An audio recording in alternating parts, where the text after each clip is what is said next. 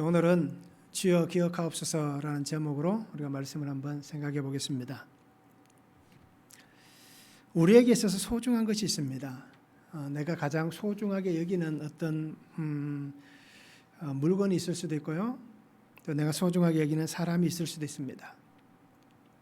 그러면 우리 성도님들은 그것을 소중하게 대하는, 소중하게 여기는 분명한 이유가 있을 거예요. 왜 소중한지. 소중하지 않는데 이유도 없이 소중하다라고 여기지는 않잖아요. 그래서 아마 그것들이 있을 때에 왜 내가 그것을 소중하게 여기는지, 내가 왜 그 사람을 소중하게 여기는지 분명한 이유가 있습니다. 왜 그런지 한번 우리가 얘기해 볼 수 있겠나요? 나는 왜 소중한 것이 소중하게 여기는지, 옆에 있는 분에게 얘기하셔도 되고요. 아니면 그냥 편안하게 속으로 말씀하셔도 됩니다. 내가 가장 소중하게 여기는 것. 그래서 예전에 아마 어릴 때 그렇게 얘기를 많이 하잖아요. 내 재산 목록 1호는 뭐다. 아마 그런 얘기를 많이 해보셨죠. 그래서 책이 내 재산 목록 1호다. 또 어떤 친구는 얘기하는데 보니까 내 재산 목록 1호는 자전거다. 왜 그러냐 물어보니까 자전거 산 지가 얼마 안 됐더라고요. 그래서 우리에게는 이런 소중한 것들이 있습니다. 그리고 사람과의 관계에 있어서도 굉장히 소중한 관계가 있습니다. 중요한 관계가 있습니다. 그러면 내가 왜 그런지 분명한 이유가 있을 거예요. 삼국지 얘기를 또 한번 해드리겠습니다. 삼국지에 보면 조조와 관우는 적입니다. 그런데 조조가 유비에게 있는 장수들 중에서 관우를 정말 좋아합니다. 실제 그래서 영화에 보면 관운장이라는 영화도 있고요. 그 영화가 있습니다. 조조와 이 관우가 나온 얘기입니다. 그래서 이 조조가 이 관우를 얼마나 좋아하는지 다른 사람은 별로 눈에 안 들어옵니다. 그래서 어떻게 했어든지 이 관우의 마음을 얻어서 자기 부하로 만들고 싶은 그 마음이 있었습니다. 그래서 조조에게 있어서는 자신의 어떤 그러한 군사들보다, 자기의 어떤 신하들보다 이 관우가 굉장히 자신에게는 소중하고 아끼는 사람이었습니다. 그래서 실제로 이 관우와 조조가 함께 기거할 때가 있습니다. 유비가 전쟁에서 지고 관우가 이렇게 어떻습니까? 조조 밑으로 들어가는 때가 있습니다. 잠시 동안 조조에게 들어갑니다. 그런데 그때 가면서 조건을 3가지 내겁니다. 그래서 3번째 조건이 뭐냐니까 언제든지 자기의 형님 유비를 찾게 되면, 그 유비가 어디 있다라는 소식을 듣게 되면 나는 무조건 가겠습니다 라는 조건을 3번째로 내겁니다. 그래서 조조는 어떻게 합니까? 그렇게라도 해서 이 관우를 품으려고 합니다. 그래서 어떻게든지 관우의 마음을 얻고자 너무 잘해줍니다. 조조는 관우를 굉장히 소중하고 중요한 관계로 여깁니다. 그런데 관우는 어떻습니까? 조조에도 정말 자기가 생각할 때는 너무나도 고맙고 자기가 정말 추앙할 만한 위대한 사람인데, 그런데 어떻습니까? 자기와 함께 형제 결의를 했던 유비하고는 비교할 수 없는 겁니다. 자기와 함께하는 형제, 그 형제가 이 조조보다는 더 소중하다라고 여깁니다. 이렇듯 결국 그래서 관우는 나중에 잠시 동안 조조와 함께 했지만 유비가 있는 곳으로 찾아갑니다. 그런데 그때에 이 조조가 관우를 어떻게 보내냐라는 겁니다. 신하들은 부하들은 얘기합니다. 이 나중에 후환이 되기 때문에 무조건 이 관우는 죽여야 된다라고 얘기했지만 조조는 이 관우를 그냥 보내줍니다. 이렇듯 자신에게 소중하고 중요한 사람, 그 사람은 후에 나에게 해를 끼치는 존재가 된다 할지라도 그에게 선대하는 모습이 우리에게 있습니다. 이렇듯 우리도 마찬가지입니다. 내가 좋아하는 사람, 내가 중요하게 여기는 관계는 그 사람이 다른 사람들의 얘기를 통해서 나에게 해를 끼칠 만한 존재라고 여겨진다 하더라도 어떻습니까? 그를 향하여서는 굉장히 관대한 마음을 가집니다. 이렇듯 오늘 우리가 살아가면서, 지금까지 살아오시면서 또 앞으로 살아가면서 나에게 있어서 이 중요하고 소중한 것, 이것을 우리가 어떻게 대할 것인지도 한번 생각해 보면 좋을 것 같고요. 그리고 그것이 나에게 정말 소중하고 중요하다면 그 사람들에게 우리가 혹시라도 그가 하나님을 모른다라고 여긴다면, 하나님을 알지 못하고 있다라면 그 사람들에게 우리가 복음을 전할 수 있는, 그죠? 내가 사랑하는 사람, 내가 소중하게 여기는 사람, 정말 그 사람에게 내가 복음을 전하지 않는다면 아마 우리가 하나님 앞에 참 부끄러울 거예요. 그러니까 우리 성도님들이, 저도 마찬가지고요, 우리가 복음을 전하기 위해서 그 사람들에게 하나님의 생명을 전할 수 있는 그러한 삶을 우리가 살았으면 좋겠습니다. 오늘 말씀을 한번 보시기 바랍니다. 다윗은 하나님을 우러러 봅니다. 그리고 오늘 성경에 보니까 하나님을 우러러 보는 자는 수치를 당하지 않습니다. 수치를 당하지 않게 하십니다. 하나님 수치 당하면 안 됩니다 라고 강구를 합니다. 그러면서 다윗은 하나님의 도를 보여주시고 주의 길을 가르쳐 달라라고 기도합니다. 그래서 나에게 하나님 그 길을 인도해 달라. 그래서 하나님께서 나를 기억하실 만한, 어떻게 기억하시느냐, 주의 인자심을 통하여서 나를 기억하시는 그 은혜를 달라라고 구합니다. 그러면서 하나님 앞에서 다윗은 온유한 자에게 도를 가르쳐 주셨습니다. 그리고 하나님의 모든 길은 언약과 정거를 지키는 자에게 인자와 진리입니다 라고 그렇게 오늘 성경에 고백을 하고 있습니다.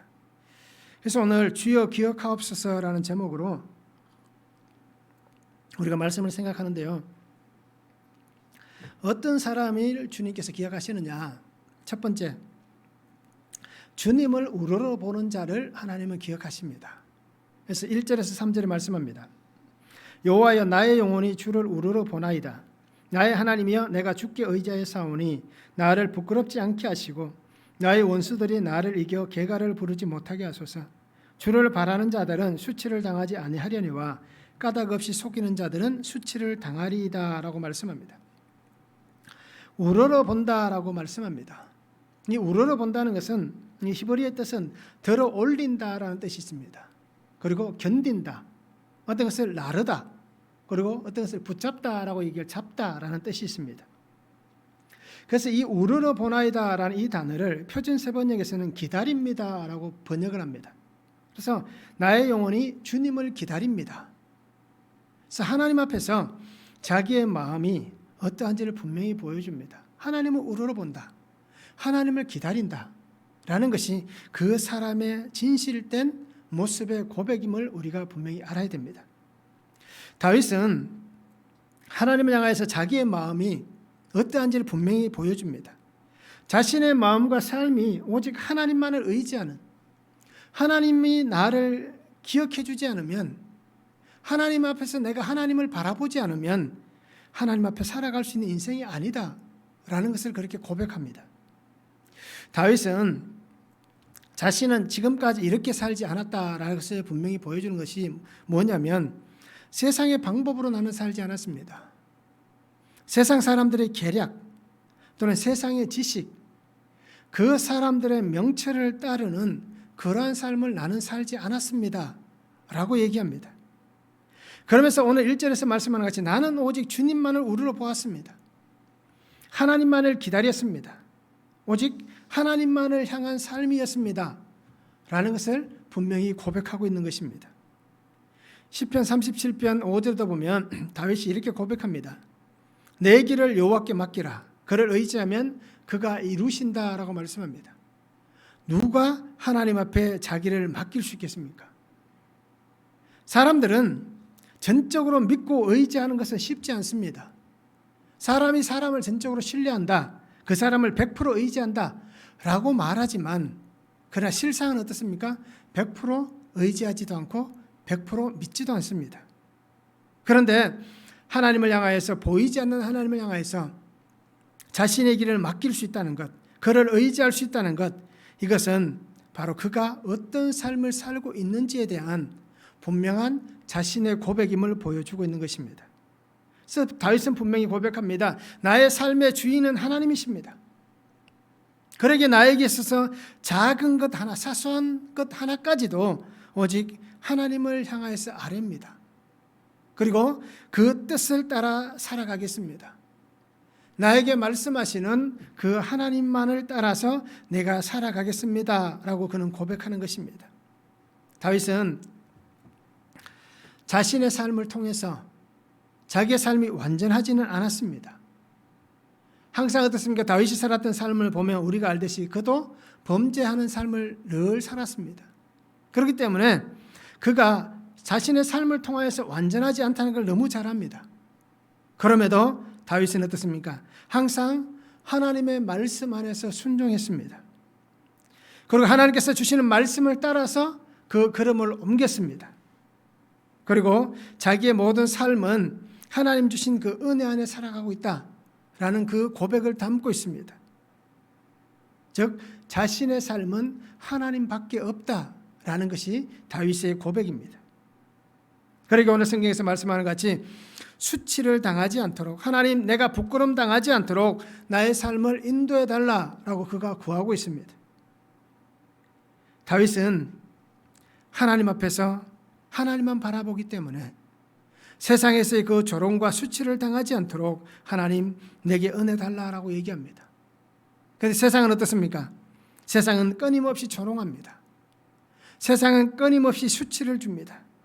세상은 끊임없이 그 사람을 향하여서 비방거리를 만들고 비방합니다. 그런데 그 삶 속에서 다윗은 어떻게 얘기합니까? 까닭 없이 무고히 부당하게 그 이유가 생겨나지 않는다는 것입니다. 그들이 그렇게 부당하게 사건들을 만들고 그 속에서 모함과 비난, 속이는 그 삶을 통하여서 그 무고함을 가지고 나를 흔들어대는데 하나님 그 흔들어대는 폭풍과 같은 그 사건들, 그 일들 속에서 하나님께서 나에게서 이 수치가 떠나가도록 하나님 나와 함께 해달라고 그가 기도하고 있습니다. 다윗은 이러한 부당한 일들이 분명히 생겨나는 것을 알고 있습니다. 그런데도 하나님 앞에서 하나님 나의 원수들이 이 부당한 일들을 가지고 스스로가 자고하지 않도록 나를 통해서 그들이 스스로가 만족해하지 않도록 하나님 그들을 막아주시고 그들을 내게서 멀리하게 해달라고 구하는 것입니다. 그래서 주님을 기다리는 하나님의 사람에게 하나님은 그 은혜를 대해 주십니다. 이렇듯 오늘 우리에게는 어떻습니까? 오늘 우리에게도 하나님을 의지하고 하나님을 기다리고 하나님만을 바라보고 살아가는 오늘 우리에게 하나님은 어떻습니까? 오늘 우리에게도 그 수치를 당하지 않도록 그 수치를 예수 그리스도 십자가 보혈로 덮어주시는 겁니다. 그리고 부끄럽지 않는 주의 긍휼의 은혜를 오늘 우리에게 부어주시는 것입니다. 그리고 오늘 우리 성도님들도 주님만 우러러보시기 바랍니다. 하나님만 기다리시기 바랍니다. 하나님만 의지하고 하나님만 신뢰하시기 바랍니다. 100% 오롯인 하나님, 그 하나님을 인정하며 살아가는 복된 삶이 되기를 원합니다. 말씀을 한번 적용해 보시기 바랍니다. 주님을 기다리는 나의 삶은 주님께 모든 것을 맡기는 삶입니까? 어떻습니까? 우리는 주님을 기다립니다. 그런데 내 모든 것을 주님께 맡기고 살아가는 삶입니까? 말씀을 한번 적용해 보시기 바랍니다. 나의 삶에 수치스러웠던 순간들이 분명히 있습니다. 그러면 나의 삶에 수치스러웠던 순간들이 언제였는지, 그리고 그 수치의 순간들을 어떻게 지나왔는지 우리가 말씀으로 한번 되돌아보시기 바랍니다. 그리고 말씀 안에서 그 수치스러운 순간에 하나님께서 어떤 은혜를 주셨는지 우리가 말씀을 한번 적용해 보시기 바랍니다. 두 번째는 주의 인자하심을 따라서 기억해 주십니다. 4절에서 7절에 말씀합니다. 여호와여 주의 도를 내게 보이시고 주의 길을 내게 가르치소서. 주의 진리로 나를 지도하시고 교훈하소서. 주는 내 구원의 하나님이시니 내가 종일 주를 기다리나이다. 여호와의 주의 긍휼하심과 인자심이 영원부터 있어사오니 주의 이것들을 기억하옵소서. 여호와의 내 젊은 시절의 죄와 허물을 기억하지 마시고 주의 인자심을 따라 주께서 나를 기억하시되 주의 선하심으로 하옵소서라고 말씀합니다. 다윗은 오늘 성경에 보니까 주의 도, 주의 길, 주의 진리라고 얘기합니다. 이 모든 것은 어떻습니까? 하나님이 원하시는 방법이고 하나님의 뜻입니다. 그래서 주의 길, 주의 도, 진리, 이것을 어떻게 보면 하나로 우리가 해석을 해볼 수 있는 겁니다. 하나님의 말씀, 하나님께서 그 백성에게 주신 명령, 그 법, 그 삶의 규범, 이 모든 것들이 하나님께서 우리에게 주신 하나님의 도이고 하나님의 길이고 하나님의 진리입니다. 그러기에 다윗은 어떻게 합니까? 그 삶의 길을, 하나님의 그 뜻을 가르쳐 달라라고 구하고 있습니다. 다윗은 지금까지 하나님의 말씀에 순종했습니다. 그리고 그 말씀대로 살아왔습니다. 그러면서 하나님께서 자신에게 주신 말씀을 따라서 그의 삶의 길을 고난 가운데도 걸어왔고 평안한 가운데도 걸어왔고 또 어떤 순간에도 그 길을 떠나지 않고 늘 걸어왔습니다. 그러면서 하나님이 기뻐하시는 믿음의 길을 흔들리지 않고 걸어왔다라고 그렇게 고백을 합니다. 그런데 우리가 알듯이 어떻습니까? 다윗의 삶의 여정은 순탄하지 않았습니다. 그가 이렇게 하나님이 기뻐하시는 믿음의 길을 걸어왔다라고 얘기하지만 순간순간 어떻습니까? 하나님이 싫어하시는, 하나님께서 미워하시는 그 죄들도 분명히 등장합니다. 그런데도 다윗이 이렇게 고백할 수 있는 것은 무엇입니까? 하나님께서 나와 함께 하시기 때문에, 하나님이 나의 왕이 되시고 나의 주인 되시기 때문이다라는 것입니다. 다윗은 분명히 지금까지 내가 어떻게 살았는지를 고백하면서 앞으로 내가 어떻게 살아가야 할지에 대해서도 분명히 고백하고 있는 것입니다. 지금까지의 삶의 여정, 그 가운데에 자신의 생각이나 자신의 방법이나 세상의 철학이나 세상의 욕심을 따라서, 세상의 유혹을 따라서 사는 삶이 아니었다라는 것입니다. 그러면서 하나님께서 나를 인도하셨습니다.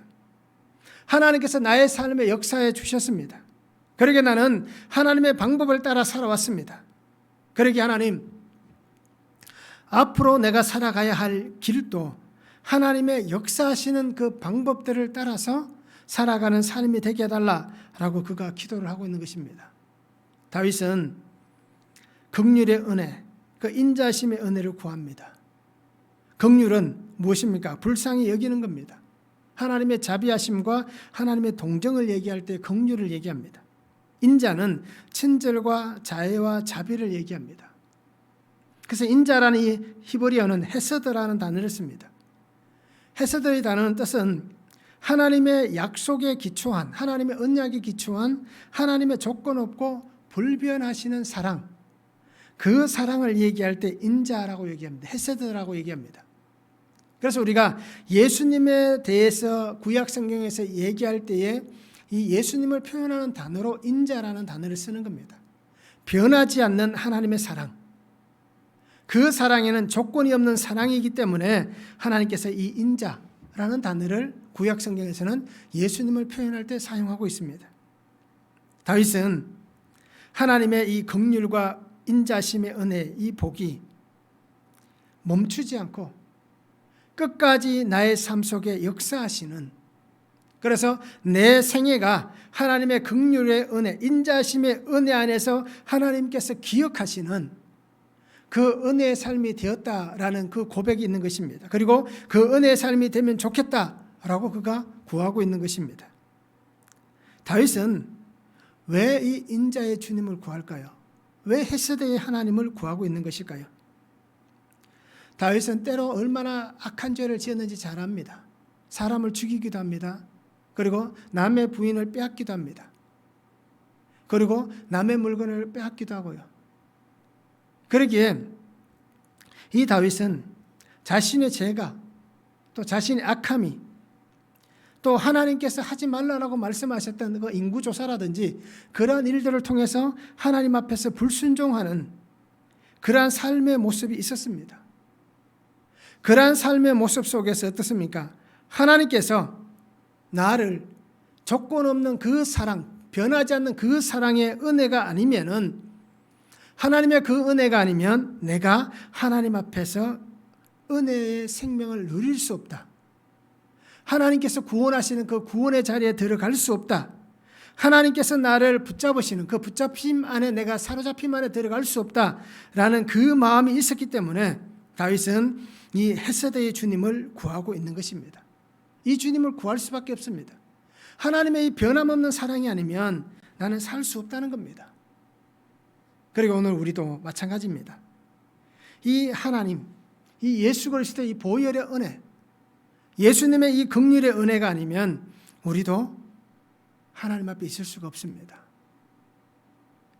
조건 없으신 그 사랑이 아니면 우리가 주님 앞에 있을 수가 없는 것입니다.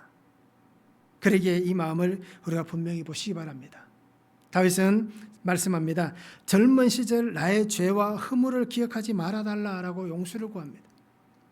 하나님, 내가 젊은 시절에 지었던 죄들, 그 허물들을 주님 기억하지 말아달라고 구하고 있습니다.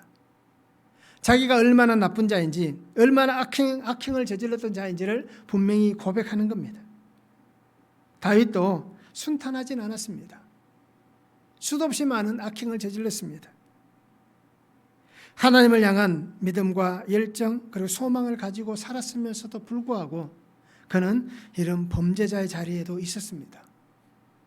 그러기에 순간순간 일어나는 죄의 유혹이 있을 수 있습니다. 그리고 그 유혹 때문에 넘어질 수도 있습니다. 또 그 유혹에 넘어진 다음에 어떻습니까? 죄를 덮기 위해서 또 다른 죄를 지었습니다.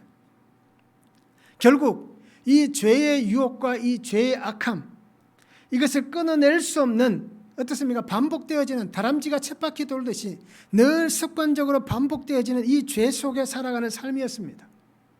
이 삶을 오늘 우리도 그렇게 살아가고 있습니다. 그렇게 다윗은 분명히 얘기합니다. 끊어낼 수 없는 이 죄의 값이 자신에게 있기 때문에, 이 죄의 값이 자신의 삶의 한 부분을 차지하고 있기 때문에 다윗은 하나님 앞에 기도할 수밖에 없습니다. 젊은 시절에 나의 죄와 허물을 기억하지 말아달라고 하나님 앞에 다윗은 구합니다. 하나님이 불쌍히 여겨주지 않는다면, 하나님께서 나의 이 죄를 씻어주시지 않는다면, 하나님의 그 정결케 하시는 그 은혜가 내게 임하지 않는다면, 주의 은혜와 사랑이 나에게 역사하지 않는다면, 하나님의 그 사랑을 받지 못한다면 나는 하나님 앞에서도 끊어질 것이고 세상 가운데서도 이 죄로 인하여서 결국 멸망당할 것이다 라는 것을 분명히 그가 고백하고 있는 것입니다. 그러게 다윗은 이러한 죄를 하나님 기억하지 말아 주십시오. 나의 살아왔던 삶 속에서 이 악행들을 주님의 인자하심으로 나를 긍휼하게 달라라고 부르짖고 있습니다. 다윗은 하나님의 인자하심, 이 하나님의 긍휼하심의 은혜가 없이는 살아갈 수가 없다는 것입니다. 그리고 지금까지 살아왔지만 앞으로 살아갈 수 없다라는 것이 그 삶의 결론입니다. 그러기에 이렇게 고백할 수밖에 없습니다. 그 삶을 깨달은 인생이기 때문에 간절함으로 주의 긍휼을 구하면서 내가 지금까지는 살아왔지만 앞으로 살아가야 될 모든 길 속에서도 하나님 이 긍휼의 은혜, 이 헤세드의 은혜를 하나님 내게 달라라고 구하고 있는 것입니다. 왜 그럴까요? 왜 다윗이 이렇게 이 간절함을 가지고 구할까요? 그 이유는 아주 간단합니다. 그 삶의 중심이, 다윗이 살아가는 삶의 중심이 누구냐라는 것입니다. 다윗은 자신의 삶의 중심이 바로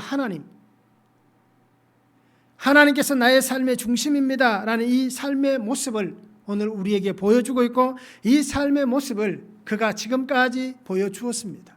그리고 보여주는 것으로 끝나는 게 아니라 실질적으로 다윗은 이 하나님 중심으로 발버둥 치며 살았던 삶을 우리에게 분명히 나타내주고 있습니다. 성경에서 보여지는 다윗의 삶의 모습은 바로 이 하나님 중심, 예배의 중심으로, 하나님 중심, 예배자의 중심으로 발버둥 치면서 어떻게 하면 내가 하나님 앞에서 바르게 살까?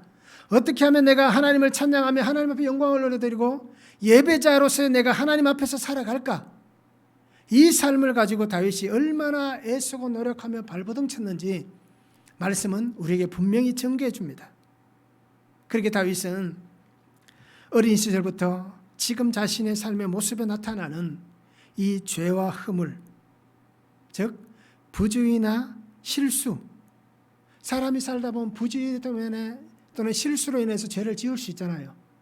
그런 부주의나 실수 또는 고의적 요소를 가지고 범죄했던 것, 그죠? 바세바 사건을 통하여서 그 우리아를 죽인 것은 고의적 어떻습니까? 범죄잖아요. 그래서 어릴 적에는 부주의함이나 실수로 내가 죄를 지을 수 있고, 성장한다면, 장성한다면 고의적 요소를 가지고 범죄할 수 있는 이 모든 것을 하나님 용서해 달라고 기도하는 것이 바로 나의 젊은 시절의 죄와 허물을 하나님 기억하지 마소서라고 부르짖는 다윗의 모습입니다. 이 죄와 허물을 사해 주시기를, 그리고 하나님의 그 긍휼의 사랑, 변하지 않는 조건 없는 그 사랑으로 하나님께서 자신을 품에 안아 주시기를 그가 기도하며 하나님 앞에 있습니다. 그리고 그렇게 자기를 인정하고 안아 주실 분은 바로 하나님밖에 없습니다. 하나님뿐입니다 라는 것이 오늘 다윗의 고백입니다. 그래서 주의 인자하심을 따라 나를 기억해 주십시오 라고 이 다윗이 기도를 하고 있는 것입니다. 말씀을 한번 적용해 보시기 바랍니다. 말씀으로 나의 죄와 삶을 고백합니다. 그러면 나는 주의 긍휼의 은혜를 날마다 구하고 있습니까? 하나님의 그 인자의 은혜, 예수 그리스도의 그 긍휼의 은혜를 내가 날마다 구하고 있는지 말씀을 한번 적용해 보시기 바랍니다. 헤세드라고 말씀을 드렸습니다. 주의 인자심을 따라 나를 기억하실 일은 무엇입니까? 하나님께서 그 인자를 따라서 나를 기억하실 일은 무엇이 있는지 말씀을 한번 적용해 보시기 바랍니다. 다윗은 하나님께서 자신을 기억하시기 때문에 그 수많은 것들을 기억하시는데 특별히 죄와 허물은 빼서 기억해 주지 말라, 기억하지 말라고 간청하잖아요. 이렇듯 하나님께서 나를 기억하실 때에 무엇으로 나를 기억하시는지 그리고 말씀을 한번 적용해 보시기 바랍니다. 그러면 죄와 허물이 사해지기를, 그죠? 말씀을 읽을 때마다 죄와 허물이 나타나서 그 죄와 허물이 사해지기를 우리가 구할 수밖에 없다라는 것입니다. 세 번째는 언약과 증거를 지키는 자를 기억하십니다. 8절에서 10절에 말씀합니다. 여호와는 선하시고 정직하시니 그러므로 그의 도로 죄인들을 교훈하시리로다. 온유한 자를 정의로 지도하시며 온유한 자에게 그의 도를 가르치시리로다. 여호와의 모든 길은 그의 언약과 증거를 지키는 자에게 인자와 진리로다 라고 말씀합니다.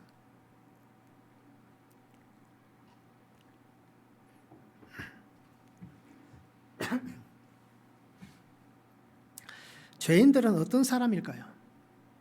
어떤 사람들을 죄인이라고 얘기를 할까요? 법을 어기는 사람이 죄인이겠죠. 그래서 죄인들은 정도를 걷지 않는 자, 정도에서 벗어난 삶을 사는 사람이 바로 죄인입니다. 그 죄라는 단어가 뭐예요? 화살이 관역을 벗어났을 때 그것이 죄다라고 얘기하잖아요. 이사야 53장 6절에 보면 우리는 다 양 같아서 각기 제 길로 갔거늘 여호와께서는 우리 모두의 죄악을 그에게 담당시키셨다라고 말씀합니다. 우리는 양 같아서 다 각기 제 길로 갔다라고 얘기합니다. 하나님은 한 가지 길을 정해 두셨습니다. 이 길을 걸어오라라고 말씀해 주셨습니다. 그것이 하나님의 법이고 하나님의 말씀입니다. 말씀을 따라서 우리가 걸어가야 되는데 오늘 성경 이사야서도 얘기하고 있고 오늘 성경의 시편에서도 얘기하는 얘기가 뭡니까? 각기 제 길로 갔다는 겁니다. 자기가 원하는 대로, 자기가 살고 싶은 대로, 자기가 가고 싶은 그 방향을 따라서 결국 그러다 보니까 어떻습니까? 정도에서 벗어난 죄인들의 삶이 된 것입니다. 하나님께서 우리를 죄인 만들기 위해서 그 법을 주시고 말씀을 주신 게 아니라 그 법을 따라 살면서 하나님이 주신 그 사랑과 그 인자를 붙잡고 살아감을 통하여서 바뀌지 않는 조건 없이 베푸신 그 사랑을 붙잡고 살아가게 해주셨는데 그것을 붙잡지 않고 그 길을 걸어가지 않기 때문에 우리가 죄인이 되었다는 겁니다. 결국 다르게 얘기하면 하나님께서 우리를 죽이기 위해서 이 땅에 보내신 게 아니라 하나님은 원래 우리에게 생명을 주셨습니다. 그런데 우리가 어떻습니까? 살지 않으려고 죽으려고 지 가고 싶은 대로 가고 있다라는 것입니다. 그리고 오늘 우리는 하나님께서 우리를 기억하시기 원한다면 하나님 말씀 안에서 정도를 걸어가시기 바랍니다. 언약과 정거를 지키시는 자가 되시기 바랍니다. 이런 죄인들을 구하기 위해서 주님이 그 죽음의 길을 대신 걸어가신 겁니다. 그러면서 우리가 그 길을 따라오기를 원합니다. 다윗은 하나님께서 그 길을 죄인인 자신에게 하나님의 정하신 그 길에서 벗어나지 않고 살아가도록 자신을 가르쳐달라. 그리고 나를 교훈하시고 나를 바르게 해달라라고 구하고 있습니다. 자신이 죄인이라는 사실을 분명히 다윗은 알았습니다. 이라도 오늘 우리에게도 중요한 것이 한 가지가 있는데 그게 뭐냐면 다윗같이 내가 죄인이라는 사실을 깨달으시기 바랍니다. 내가 죄인이다. 그렇기 때문에 죄인인 내가 하나님의 말씀 안에서 통회하고 말씀 안에서 자복하고 말씀을 통하여서 돌이켜서 하나님께서 나를 인도하시는 하나님의 정도를 걸어가는 그 하나님의 사람들이 되었으면 좋겠습니다. 그래서 하나님은 정의와 공의가 온전히 세워지도록 하나님께서 우리에게 말씀을 주신 겁니다. 그러면서 그 말씀 안에서 변화를 받아서 새롭게 된 하나님의 사람들이 되기를 원하십니다. 그리고 변화를 받고 새롭게 된 그 하나님의 사람들을 통하여서 하나님은 하나님의 역사를 이루어 가기를 원하시는 것입니다. 그러기에 하나님 안에 사는 삶은 은혜의 삶입니다. 언약과 정거를 지키는 자의 삶이 바로 하나님 안에 사는 자의 삶입니다.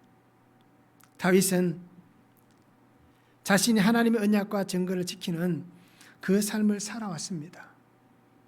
그리고 앞으로도 그 삶을 살아가겠습니다. 이 고백을 담고 있습니다. 변하지 않는 하나님의 사랑, 변하지 않는 그 아버지의 사랑과 긍휼, 그 은혜와 자비, 영원한 생명의 삶을 살아가는 하나님의 사람이 되어서 하나님의 거룩 가운데 거하기를 원하는, 또 그 거룩 가운데 거하면서 하나님께서 자신에게 맡겨주신 그 삶을 통해서 또 다른 한 생명을 그 거룩 가운데로 인도하기를 원하는 그 다윗, 그 자신의 삶이 되기를 분명히 원하고 있습니다. 결국 오늘 우리는 이 다윗과 같이 그 은혜 안에 살아가는 성도가 되기를 소망합니다. 언약과 정거를 지키시기 바랍니다. 내게 주시는 언약이 무엇입니까? 내게 주시는 정거가 무엇입니까? 그것은 바로 예수 그리스도이지 않습니까? 나에게 주신 하나님의 언약 예수 그리스도, 나에게 증거하신 그 약속 예수 그리스도, 그리고 오늘 우리는 이 예수 그리스도만을 붙잡고 사시기 바랍니다. 그리고 주님과 함께 역사하실 그 통로를 따라가시기 바랍니다. 그래서 나의 삶 속에서 역사하실 하나님을 기대하시면서 오늘도 내게 말씀하시는 그 하나님의 뜻을 우리가 세워가는 성도가 되면 좋을 것 같습니다. 그러기에 우리는 믿음으로 모든 삶을 행하시기 바랍니다.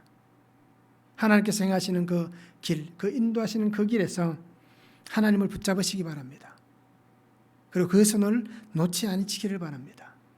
끝까지 나를 붙잡으셔서 인도하시는 그 하나님을 붙잡고 나에게 주신 언약, 나에게 주신 정거를 잘 지켜서 하나님의 기억하실 만한, 하나님이 나를 기억하시는, 그래서 마침내 내게 말씀하시면서 수고했다, 잘했다 칭찬하시면서 하나님의 품에 안겨서 10골 다스리는 권세, 5달란트와 2달란트를 주시는 그 하나님 놀라운 은혜, 그 은혜의 삶을 우리 성도님들이 함께 살았으면 좋겠습니다. 말씀을 한번 적용해 보시기 바랍니다. 믿음으로 행하지 않는 것은 죄라고 로마서에서 말씀합니다. 그러면 나는 믿음으로 약속의 말씀을 붙잡고 잘 살아가고 있습니까? 믿음으로 행하지 않는 모든 것은 죄다라고 분명히 로마서에 기록합니다. 그러기에 오늘 내가 믿음으로 그 약속의 말씀을 잘 붙잡고 살아가고 있는지, 또는 그 말씀을 붙잡고 살아갈 것인지, 그런 말씀을 적용하시면서 우리가 함께 있었으면 좋겠습니다. 또 하나는, 내 삶의 언약과 증거는 무엇입니까? 하나님께서 내게 주신 언약과 증거는 예수 그리스도라고 말씀을 드렸습니다. 그러면 내 삶의 언약과 증거는 무엇입니까? 말씀을 적용해 보시기 바랍니다. 그리고 주의 인자와 진리로 나를 회복시켜 주실 것을 믿습니까? 다윗은 오늘 10절에서 고백하잖아요. 인자와 진리다라고 얘기합니다. 나를 회복시켜 주실 것이 바로 이 하나님의 인자, 하나님의 진리라는 것을 믿는지 우리가 말씀을 한번 적용해 보시기 바랍니다. 하나님은 인생의 수치를 가려 주십니다. 오늘 우리에게 참 많은 수치가 있잖아요. 저에게도 많은 수치가 있습니다. 뭐 드러낼 수 있는 수치도 있고요. 뭐 가벼운 수치는 우리가 쉽게 얘기할 수 있잖아요. 그런데 정말 내가 다른 사람들에게 말할 수 없는 치욕거리가 되고 정말 깊은 수치는 쉽게 말할 수가 없습니다. 그래서 우리에게는 이 엄청난 수치를 갖고 있습니다. 그래서 특히 성도들은 어떻습니까? 교회 안에서 내가 정말 이 수치스러워하는 일, 아무에게도 얘기하지 않고 쉬쉬했던 일들, 그것을 누가 얘기하고 다닌다면 어떻게 될까요? 굉장히 싸움 나고 난리 나가잖아요. 다시는 그 사람을 보지 않을 겁니다. 그런데 오늘 성경은 뭐라고 얘기합니까? 이 인생의 수치가 다 가려집니다. 누구 때문에요? 예수님 때문에. 예수님께서 내 수치를 대신 져 주셨기 때문에 더 이상 그 수치가 내게 수치가 되는 게 아닙니다. 그러면 어떻게 돼야 될까요? 이 수치가 드러나야 되는 겁니다. 그래서 그 수치가 드러나야 내가 똑같은 죄를 짓지 않습니다. 똑같은 악한 일을 저지르지 않습니다. 탐욕과 그리고 우리 안에 있는 악행들, 그죠? 다른 사람들을 밟고 일어서는 일들, 수많은 그 악함이 다 드러나야 되는 겁니다. 그래야 그 죄가 반복되지 않습니다. 그래서 오늘 우리는 이 인생의 수치가 드러나야 됩니다. 하나님은 아담과 하와가 범죄하고 수치를 느끼고 있을 때에 그들의 수치를 가려주셨습니다. 무엇으로요? 가죽옷을 지어 입히시면서 그 수치를 가려주셨습니다. 그런데 오늘 하나님은 내게 이 수치와 죄, 모든 허물을 하나님은 가죽옷이 아니라, 가죽옷은 한계가 있습니다. 그런데 한계가 없는 하나님께서 주신 그 십자가 보혈, 예수 그리스도의 그 십자가 보혈의 피로 나를 덮어주셨습니다. 그리고 나의 모든 수치와 허물, 죄를 하나님께서 가려주신 겁니다. 그 죄를 정결하다, 깨끗하다라고 너 이제 죄인 아니다 라고 말씀하시는 그 은혜가 분명히 우리에게 있습니다. 그런데 여전히 내게는 그 흔적은 남아 있습니다. 그러기에 그 흔적을 드러내어서 하나님께 주신 나의 삶에, 앞으로 살아가야 될 나의 삶에 하나님의 인자와 긍휼의 은혜가 나의 삶에 나타나서 그 긍휼의 은혜와 그 인자의 은혜를 통해서 하나님께서 나를 사용하시는 귀한 하나님의 도구가 되었으면 좋겠습니다. 우리는 반복되어지는 죄와 허물의 삶을 살지 마시기 바랍니다. 항상 반복합니다. 눈을 떠서 눈을 감을 때까지, 때로는 꿈속에서도 그 죄를 반복하고 있습니다. 죄의 유혹, 이 달콤함의 유혹은 우리에게 속삭입니다. 그러기에 우리가 쉽게 그것에 빠질 수밖에 없습니다. 말씀을 통하여서 우리가 이 죄의 유혹, 이 죄의 달콤함을 끊어내시기 바랍니다. 말씀을 통하여서 우리가 이것을 이겨내시기 바랍니다. 말씀을 통하여서 변함없는 하나님의 사랑, 하나님의 긍휼, 아버지의 이 자비와 사랑을 통하여서 오늘 나를 살게 하시는 그 은혜를 붙잡고 우리가 하나님께서 나를 위해 흘려주신 이 보혈의 피가 헛되지 않도록 우리가 주님 앞에 살아갈 수 있기를 바랍니다. 그래서 매일매일 하나님의 거룩하심을 닮아가시기 바랍니다. 지금은 힘들 수도 있고 지금은 고통일 수도 있습니다. 그런데 하나님의 거룩, 아버지의 거룩을 우리가 닮아가다 보면 마침내 우리도 하나님 안에서 거룩한 자가 되어 있습니다. 그리고 오늘 우리가 이 말씀을 잘 생각하시면서 하나님께서 오늘 나를 기억하시기를 원하실 때에 죄와 허물을 기억하시는 것이 아니라 하나님 앞에서 정직과 진실함으로 살아온, 하나님의 말씀을 통해서 정도를 걸어온, 그리고 주의 인자 헤세드를 통해서 내가 살아온 그 삶을 기억하시는 그런 복된 성도의 삶이 되기를 원합니다. 그리고 그 삶 가운데에 하나님께서 날마다 더 크고 놀라운 은혜를 부어주시고 하나님의 비밀한 일들을 우리가 늘 잘 감당해 나가는 귀한 성도가 되기를 축원합니다. 기도하겠습니다. 사랑의 아버지 하나님 감사합니다. 오늘도 귀한 시간 은혜를 주시고 말씀으로 함께 하심에 감사를 드립니다. 아버지 하나님, 우리가 살아온 길, 또 살아가야 될 길, 이 모든 길에서 하나님께서 나를 기억하시는 그 삶이 되기를 원하는데 우리의 죄와 허물을 기억하는 것이 아니라 하나님 안에서 내가 어떻게 말씀으로 순종하며 하나님의 거룩함을 위해서 살았는지, 하나님께서 나를 통하여서 이 땅에 보내신 아버지의 그 뜻을 순종하며 살았는지를 기억하시는, 그래서 하나님 앞에서 내가 정말 잘했다 칭찬 듣는 그 삶이 되는 은혜를 부어 주시옵소서.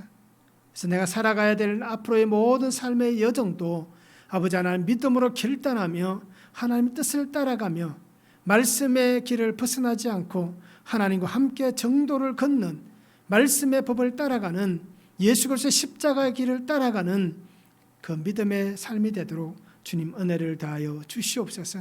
그래서 하나님께서 나에게 정말 기쁨의 그 은혜의 역사가 넘쳐나도록, 또 하나님께서 나의 삶을 통해서 기뻐하시는 그 삶이 되도록 아버지 복되게 살아가도록 은혜 위에 은혜를 다하여 주시옵소서. 감사를 드리며 예수 그리스도 이름으로 기도하옵나이다. 아멘.